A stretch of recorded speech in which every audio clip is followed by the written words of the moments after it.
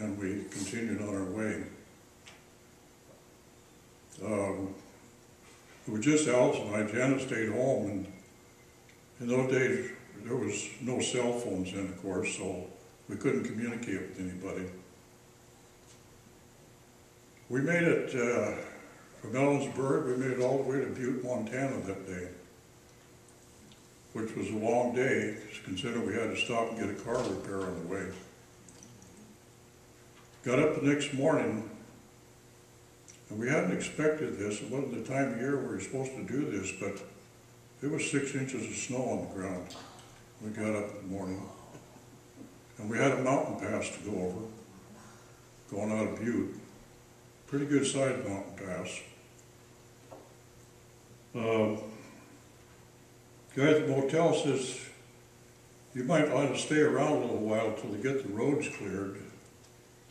But we wanted to get to Minnesota, so we decided we'd go ahead and give it a try. And we didn't have chains or anything, and I don't know if the tires were that good on the car, but we had a lot of weight in the back, and it was really good drive. So we went, and here's where the prayers start happening, I think. Janet was home praying, along with some more people, and we made it over that pass. Didn't slip at all, just right on over. There was cars off the road on both sides, and Volkswagen stuck in the snow, and we made it over the pass, and went on our way. Stopped a couple times along the way, tourist type things, and had a good time. About 20 miles out of Rapid City, South Dakota, the car stopped. We were going along down the freeway or down the highway, and like that, stopped. Had no idea what the problem was. It was just starting to snow again. It was sleeting and raining, and we were about 20 miles outside of Rapid City. Cars were whizzing on by, of course.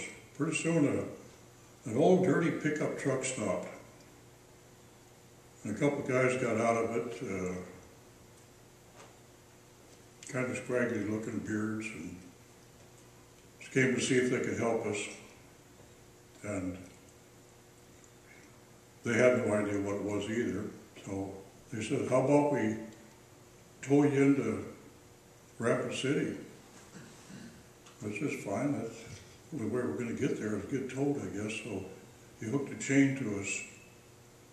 It seemed like that chain was awful short, because I was awful close to that bumper in front of me, but we started out, and he went faster than I would like to. He was going about 50 miles an hour down the highway, and I was riding the brake to see if I could keep from bumping into him. He was behind this old pickup truck. Dragged us into a truck stop, just coming into Rapid City. And they were two different ages. There was an older fella and a younger fella. And the older one says, well, let's go in here and see if they can give you some help here at the truck stop. It was a place where there was they thought they could maybe get a repair, and went in, and no, they couldn't do anything. He couldn't handle something like that. And they didn't have any AMC dealers around there any place. They had a Chevrolet dealer down the road a little ways. So I went back up and hooked the car up again on the chain. Drug us over to the Chevrolet dealership and parked it in the parking lot. Elsa told me later on, she says, you know, Dad, when we got hooked onto that chain and we were going down the highway, she says, I was afraid these guys were going to drag us off on the side road because we were hooked on and we couldn't get away from them, and something was going to happen to us. So she says, I took all the money out of my pocket and I stuffed it back here in a cereal box. So they couldn't get my money. Well, anyhow, they parked us in the parking lot there at the Chevrolet dealer. And then we had to find a place to stay. They said, well, we know where there's some motels over here. So the first one we stopped at, the younger fellow says, I'll take care of it. He says, you just wait here in the lobby and I'll see what I can do for you. And he went and talked to the clerk and he said, came back, he says, they want too much money. Get back in the truck. So we went to the next motel and he started talking to the next clerk. In the meantime, I was talking to the other guy, the guy that was there, and they're nice guys. They were much nicer than what they looked. And I said, that's a better conversation. What do you do, or where are you heading? He said, well, we're just coming out of the back country. We're traveling preachers. And we've been out in the small towns, visiting small towns. And I said, well, what denomination are you? What church? Somehow he didn't quite tell me. Something happened that he didn't get the answer to me because the other fellow came back and he says, they got a good price for you. So Dallas and I stayed there and they went on their way. We never did see him again, of course. Next morning we got a cab and went back to the Chevrolet dealership, and in the meantime I called and told them my car was out there and what it was doing out there, and then we went back to the Chevrolet dealership. They took the car into the garage and said, oh, we'll take a look at it. Have you had breakfast yet? And no, we haven't. He said, well, one of my guys will take you to the restaurant. So they put us in the car, took us to the restaurant. He said, then you call when you're done and we'll send somebody over to pick you up. So that's what we did, and called and went back. And meantime, they looked at the car and they said, the distributor cap, the rotor in it, had sheared off the top of the distributor cap.